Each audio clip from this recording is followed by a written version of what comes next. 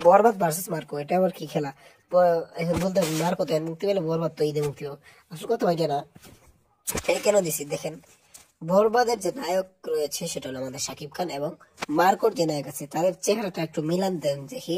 দুজনকে কিন্তু চেহারা প্রায় একই, দেখতে কিন্তু চেহারা একই রকম, সেম টু সেম। মনে হয় যেন ছোটবেলায় দুই ভাই হারিয়ে গিয়েছিল, এরকম মনে হচ্ছে। মনে হয় ছোট ভাই, এরা দুই ভাই, আপন দুই ভাই ছোটবেলা থেকে মেলায় হারিয়ে গিয়েছিল, এরকম মনে হচ্ছে। তো এরকম কেন বলছি, কারণ ঈদে এখন কি পারবে বরবাদ, কি পারবে এই মার্কোর ভায়োলেন্সকে ছাড়িয়ে যেতে পারতে?